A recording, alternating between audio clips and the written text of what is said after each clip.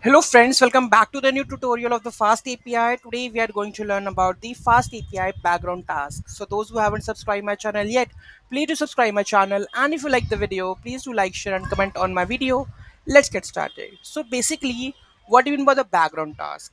This feature in the Fast API allows you to execute the task asynchronously without blocking the response to the client.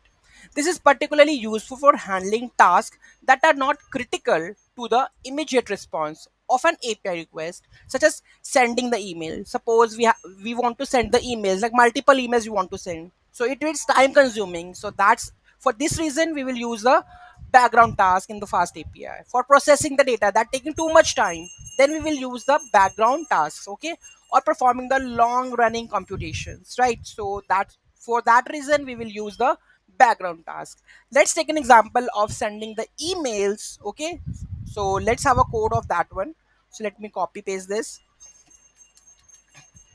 open the code. So basically it's React code. Close this, open our code. So Python, right? Open the terminal. Let's open the code base, okay?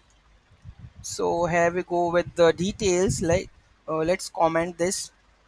So previous one is the sending the emails, okay? So let's comment this, and here we are sending the emails with Fast API background task now. So let's configure the details, okay?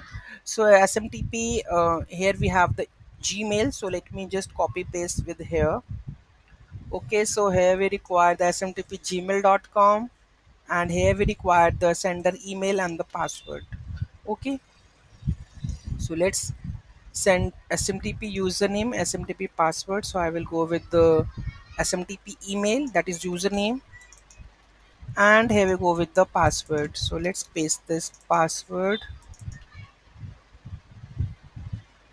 okay? Let's delete this, okay? smtp gmail.com, port is correct, everything is correct now. Email or email recipient, we will get it, okay? So here we go with, let's have a look, okay? And then here we have a send email. So background task, add the task send email, and message email will be sent. Let's have a look. Let's restart,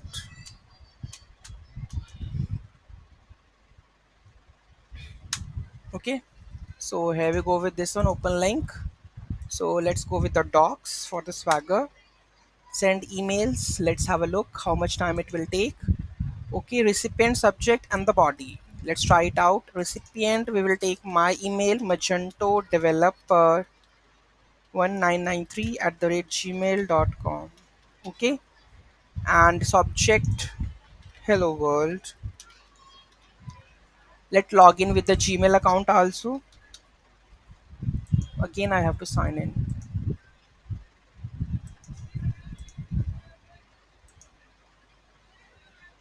Okay, let's go with the Gmail account. Where is Gmail? Mail.